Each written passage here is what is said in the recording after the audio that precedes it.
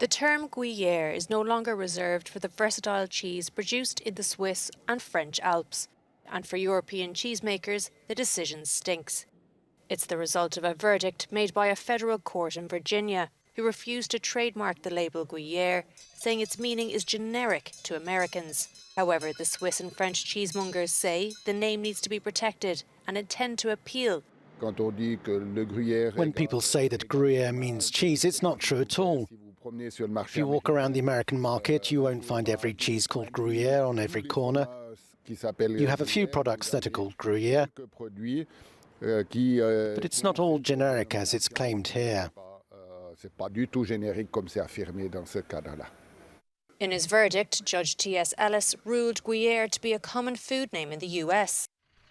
However, Switzerland's Fribourg region is the birthplace of the famous cheese, where they say a combination of natural high-quality ingredients and traditional methods make for the product's unique taste.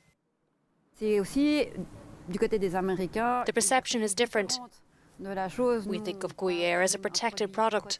In the American perception, it is more of a brand. So there is indeed a distortion in the way of perceiving the situation. While American producers in the state of Wisconsin have been producing the beloved cheese since the 1980s, the Europeans say cheese made in Wisconsin cannot replicate the unique taste of the real Gruyere made in Switzerland or France. Due to COVID, the last 2 years were very complicated in America as well as here, but they were 2 years of record exports. So we can see that the informed American consumer wants the real product. While the American market accounted for 4,000 tonnes of imported Swiss Gruyere last year, the country's US dairy sector says the verdict sets a precedent in a much larger battle over the names of food products in the US.